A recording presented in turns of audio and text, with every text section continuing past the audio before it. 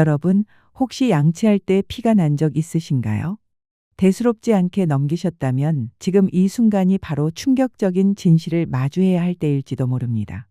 많은 분들이 치아가 문제라 생각하지만 실제로는 멀쩡한 치아가 잇몸 때문에 먼저 무너져 사라집니다. 치아는 아직 건강해 보이는데 어느 날 갑자기 흔들리고 빠져버리는 이유, 그 시작은 바로 보이지 않는 잇몸 속에서 이미 진행되고 있던 변화 때문입니다. 저는 수십 년간 진료실에서 수많은 환자분들을 만나며 왜 치과에 오시기 전에 미리 막지 못했을까 하는 안타까운 순간을 수도 없이 겪었습니다. 그런데 놀라운 사실은 단돈 몇 분 투자하는 작은 습관 하나만으로도 이런 비극을 막을 수 있었다는 겁니다. 오늘은 바로 그 충격적인 차이를 직접 보여드리려 합니다. 특별한 약도 값비싼 치료도 아닙니다. 단지 입속에 살짝 바르는 한 가지 루틴이 어떤 환자분에게는 무려 10년 동안 치과 문턱을 넘지 않게 해주었습니다. 저는 자연치유 통합치의학을 오랫동안 연구해온 박선영 원장입니다.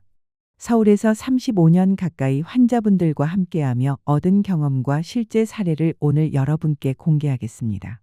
비슷한 경험이 있으셨다면 댓글로 나눠주세요. 여러분의 일상이 불안해지지 않도록 저희가 함께하겠습니다. 희진 채널 구독하고 꼭 알아야 할 정보 놓치지 마세요. 시청자 여러분, 혹시 요즘도 치과에 가는 게 두렵게 느껴지시나요? 무섭기도 하고 비용도 부담되고 그러다 보니 미루고 또 미루다가 결국 더 큰 병이 돼서 가보신 적 있으시죠? 안녕하세요.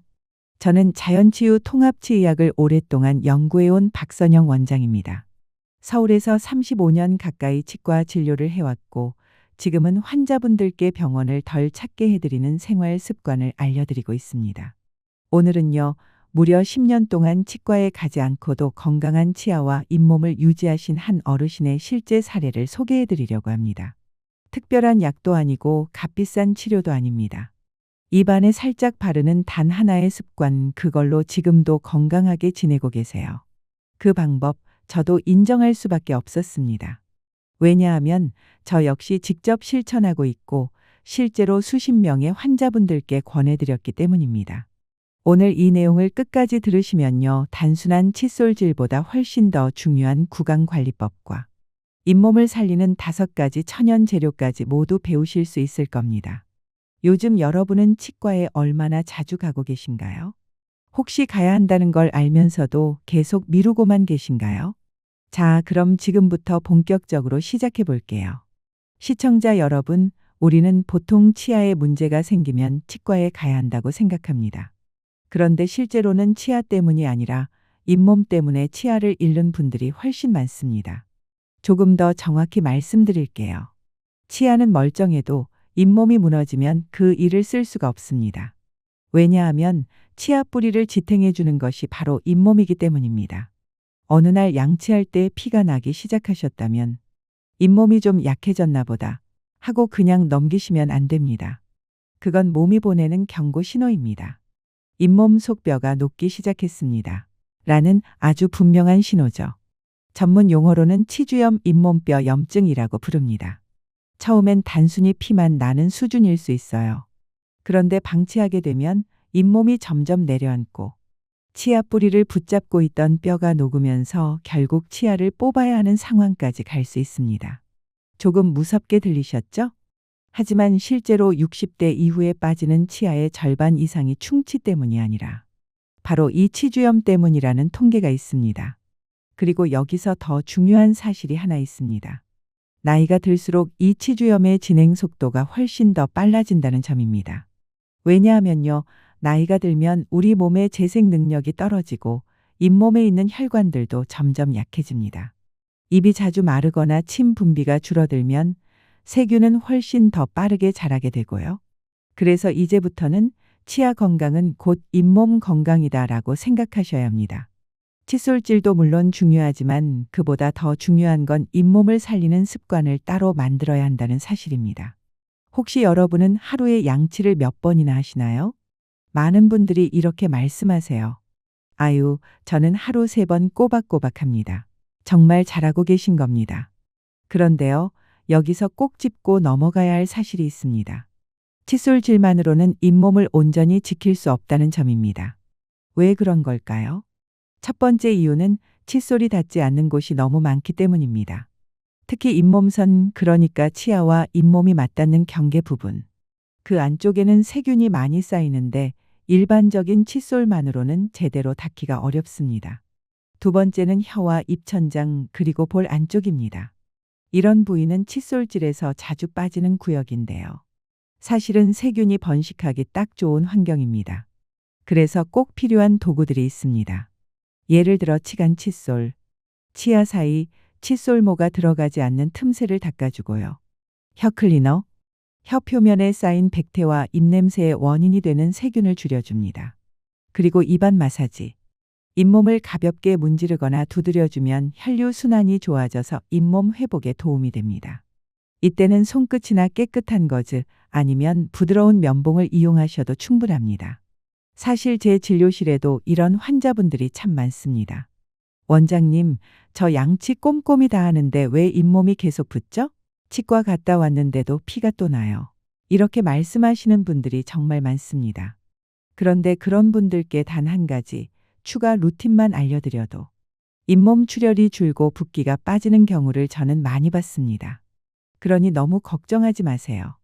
이제부터는 병원에 가지 않고도 10년을 버텨낸 한 어르신의 실제 루틴을 그대로 소개해드리겠습니다.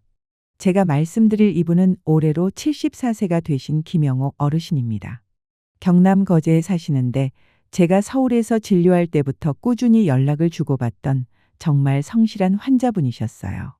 이 어르신은 오랫동안 고혈압 약을 복용하고 계셨고 입이 자주 마르는 구강건조 증상도 있으셨습니다. 그런데 놀랍게도 지난 10년 동안 잇몸이 붓거나 피가 난 적도 없고 치아가 흔들린다거나 하는 문제도 전혀 없었습니다. 저도 너무 궁금해서 여쭤봤죠. 어르신 도대체 뭘 하시길래 그렇게 잇몸이 건강하신 거예요? 그때 어르신이 하신 말씀이 아직도 기억납니다. 저는 잇몸에 매일 뭘 발라줘요. 자세히 들어보니 양치질을 마친 뒤 깨끗이 헹군 입안에 손끝이나 면봉을 이용해 잇몸선을 따라 무엇인가를 발라오셨다는 겁니다. 실제로 이분은 가끔 치과에서 스케일링만 받으셨을 뿐 잇몸에 염증이 잡힌 적은 단 한 번도 없었고 치주염 초기 소견조차 없었습니다. 어르신의 루틴을 정리해드리면 아주 간단합니다. 아침에 일어나서 양치 후 미지근한 물로 가글을 한 번 합니다. 그 다음 면봉에 천일염을 아주 소량 묻혀서 잇몸선을 따라 쓰듯이 가볍게 발라줍니다. 그리고 혀 클리너로 혀도 한번 닦아주시고요. 저녁에는 같은 방법으로 코코넛 오일이나 프로폴리스 액을 얇게 발라줍니다. 이때는 잇몸을 부드럽게 마사지하듯이 문질러주는 게 핵심입니다. 처음에는 조금 번거롭게 느껴지지만 하루 2번이면 금세 습관이 됩니다. 이 어르신은 어느 날 갑자기 큰 결심을 하고 시작하신 게 아닙니다. 양치만으로는 부족하다는 걸 몸으로 느낀 후 하나씩 시도하다가 자연스럽게 자리 잡은 습관이었습니다.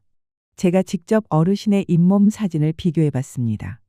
10년 전 처음 병원에 오셨을 때 촬영한 잇몸 사진과 작년 정기검진 때 촬영한 사진을 나란히 놓고 확인해 봤는데요.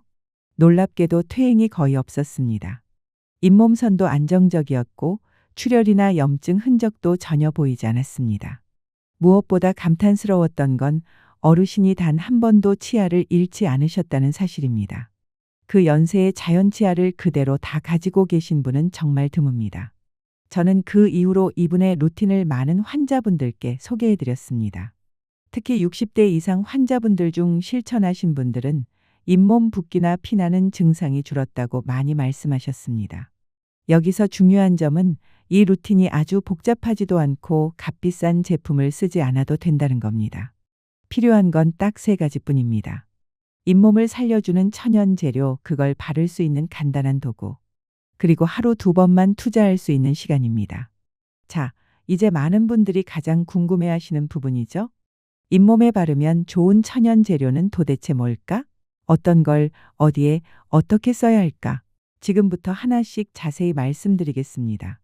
제가 소개해드리는 5가지는 오랜 시간 동안 실제 환자분들이 직접 사용해보고 효과가 좋다고 한 목소리로 말씀해 주신 것들입니다.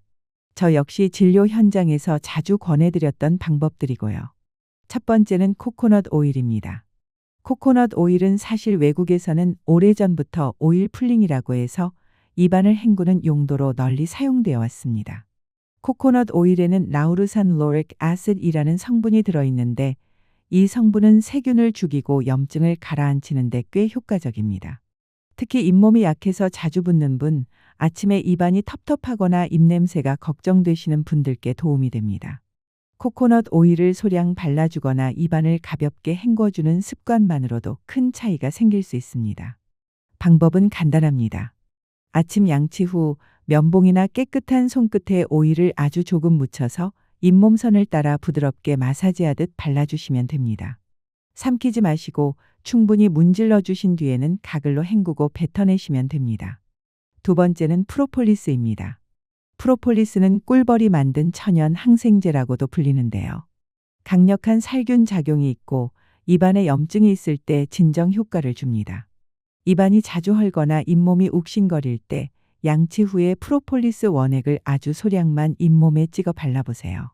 면봉이나 깨끗한 손가락을 이용하셔도 되고 시중에 나와 있는 스프레이형 제품을 사용하셔도 좋습니다. 단 너무 자주 바르지는 마시고 하루에 한 번만, 특히 자기 전에 사용하시는 것이 가장 좋습니다. 세 번째는 천일염입니다. 또는 축염을 사용하셔도 괜찮습니다. 소금은 적당히 쓰면 입안의 세균 증식을 억제하고 잇몸에 생긴 작은 상처를 보호하는 효과가 있습니다. 하지만 여기서 중요한 주의사항이 있습니다. 소금을 직접 잇몸에 문지르시면 절대 안 됩니다. 입안 점막은 아주 예민하기 때문에 상처가 날 수 있거든요. 방법은 이렇게 하시면 됩니다. 따뜻한 물에 천일염을 아주 살짝만 타서 그 물로 가글을 하거나 면봉에 묻혀서 잇몸선을 따라 가볍게 닦아주세요. 축염을 사용할 경우에는 축염 가루를 깨끗한 손가락에 아주 소량 묻혀서 잇몸선에 지그시 눌러주는 방식으로 쓰시면 됩니다. 절대 문지르지 마시고 누르듯이 살짝 바르는 것이 포인트입니다. 네 번째는 유칼립투스 오일입니다. 유칼립투스는 원래 호흡기에 좋은 식물로 알려져 있지만 입안에 사용하면 강력한 탈취 효과가 있어서 입냄새가 고민인 분들에게 특히 도움이 됩니다. 또한 잇몸에 생긴 미세한 염증을 진정시키는 효과도 있습니다. 사용법은 간단합니다. 시중에서 판매되는 유칼립투스 오일 중 반드시 식용이나 구강용으로 허가된 제품을 선택하셔야 합니다. 절대로 향초용이나 방향제용 제품은 사용하시면 안 됩니다. 제품을 깨끗한 면봉에 묻혀서 잇몸 안쪽을 따라 얇게 발라주시면 되고, 피부가 예민해 자극이 느껴지는 분들은 미지근한 물에 오일 한두 방울을 떨어뜨려 희석한 뒤 가글처럼 입안을 헹궈주는 것도 좋은 방법입니다. 다섯 번째는 녹차 추출물입니다. 녹차에 들어있는 카테킨 성분은 입안 세균을 억제하는 효과가 있고, 또한 폴리페놀 성분은 잇몸이 쉽게 붓는 분들에게 특히 도움이 됩니다. 진하게 우려낸 녹차를 미지근하게 식힌 후 그 물로 입을 헹구거나 면봉에 묻혀 잇몸선을 따라 발라주시면 됩니다. 지금까지 말씀드린 5가지 재료는 모두 인터넷이나 가까운 상점에서 쉽게 구할 수 있고 가격도 크게 부담되지 않습니다. 무엇보다 중요한 건 하루 단 3분에서 5분 양치 후에 이 루틴을 추가하는 것만으로 잇몸 건강이 확연히 달라질 수 있다는 사실입니다. 실제로 제 환자분들 중 이 루틴을 3달 이상 꾸준히 하신 분들은 처음엔 잇몸 출혈 때문에 시작했는데 피가 멎은 건 물론이고 입냄새까지 줄어서 일석이조였다 라고 말씀하셨어요. 지금 이 영상을 보고 계신 여러분 5가지 중에 단 하나만이라도 오늘부터 바로 실천해 보시길 권합니다. 실천은 결코 어렵지 않습니다. 내 손이 기억하고 내 입이 반응하기 시작하면 그것이 생활이 되고 습관이 됩니다. 자, 지금까지 잇몸에 바르면 좋은 천연 재료 5가지를 소개해 드렸습니다. 이제는 실제로 이 재료들을 어떻게 활용해야 하는지, 사용 시기와 횟수, 그리고 꼭 기억해야 할 주의사항까지 정리해서 알려드리겠습니다. 첫 번째, 언제 바르면 좋을까요? 가장 추천드리는 시간은 아침 양치 후와 자기 전 양치 후, 이렇게 하루 2번입니다. 특히 아침은 하룻밤을 자고 일어난 뒤 입안에 세균이 가장 많이 번식해 있는 상태입니다. 이럴 때 천연 재료를 활용하면 입안 환경을 빠르게 중화시키는 데 큰 도움이 됩니다. 그리고 밤에는 수면 중에 침 분비가 줄어들기 때문에 입안이 쉽게 마르고 세균이 더 활발하게 활동할 수 있습니다. 따라서 자기 전에 바르는 루틴은 잇몸을 보호하고 염증을 예방하는 데 큰 역할을 합니다. 두 번째, 어떻게 바르면 좋을까요? 우선은 반드시 양치를 꼼꼼하게 끝낸 상태여야 합니다. 음식물 찌꺼기나 플라그가 남아있는 상태에서는 아무리 좋은 재료를 발라도 효과가 떨어지니까요. 그리고 꼭 깨끗한 면봉이나 손가락을 이용해 주셔야 합니다. 손을 사용할 경우에는 반드시 손을 깨끗이 씻고 손톱이 짧아야 잇몸에 상처를 내지 않습니다. 바르실 때는 잇몸선 바로 위쪽을 따라 살짝 눌러주듯이 발라주시는 게 가장 좋습니다. 문지르거나 강하게 누르면 오히려 잇몸이 자극을 받아 상할 수 있습니다. 바르는 양은 눈에 보일 정도의 아주 소량이면 충분합니다. 입안은 흡수가 빠르기 때문에 조금만 발라도 효과가 납니다. 세 번째, 얼마나 자주 발라야 할까요? 이 부분은 재료마다 조금씩 차이가 있습니다. 제가 정리해서 알려드리겠습니다. 코코넛 오일은 하루에 한두 번까지 사용 가능합니다. 잇몸이 약하신 분들은 아침, 저녁 모두 사용하셔도 무방합니다. 프로폴리스는 자기 전 한 번만 사용하는 것이 좋습니다. 성분이 강하기 때문에 과하게 사용하면 오히려 입안이 건조해질 수 있습니다. 천일염은 하루 한 번, 아침에 가글로만 사용하시길 권장드립니다. 직접 바르는 경우에는 이틀에 한 번 정도가 적당합니다. 유칼립투스 오일은 일주일에 두세 번 정도가 적당합니다. 매일 사용하시려면 반드시 물에 희석해서 사용하셔야 합니다. 녹차 추출물은 가글로는 하루 두 번까지 사용 가능합니다. 잇몸에 직접 바르실 경우에는 먼저 자극이 없는지 테스트해보고 문제가 없다면 하루 한 번 정도로 시작하시는 것이 좋습니다. 마지막으로 꼭 기억해야 할 주의사항을 말씀드리겠습니다. 무엇보다 중요한 것은 꾸준함입니다. 하루 이틀 해보고 효과가 없다며 포기하시면 아무런 변화를 느끼기 어렵습니다. 또한 잇몸에 상처가 있거나 염증이 심한 경우 천연 재료라 해도 따갑거나 불편할 수 있습니다. 그럴 땐 바로 사용을 중단하시고 반드시 전문의와 상담하셔야 합니다. 천연 재료는 어디까지나 건강한 입안을 유지하는 데 도움을 주는 보조수단이지 이미 병적인 염증이 생긴 경우에는 치료를 대신할 수 없습니다. 마지막으로 꼭 기억하셔야 할 부분이 있습니다. 제품을 고르실 때는 반드시 식용이나 구강용으로 인증된 제품을 사용하셔야 합니다. 특히 에센셜 오일의 경우 공업용이나 방향제용 제품을 입안에 사용하시면 큰 부작용이 생길 수 있습니다. 꼭 확인하시고 안전한 제품을 구입하시길 바랍니다. 제가 지금까지 말씀드린 내용은 어렵고 복잡한 게 아닙니다. 하루 두 번 단 몇 분만 시간을 투자하셔도 입안 환경은 크게 달라질 수 있습니다. 실제로 이 루틴을 2주에서 4주만 꾸준히 실천하신 분들 중 잇몸 출혈이 줄고 입냄새가 개선되었다는 분들이 많습니다. 또 치과 방문 간격이 줄어들었다고 하시는 분들도 계셨습니다.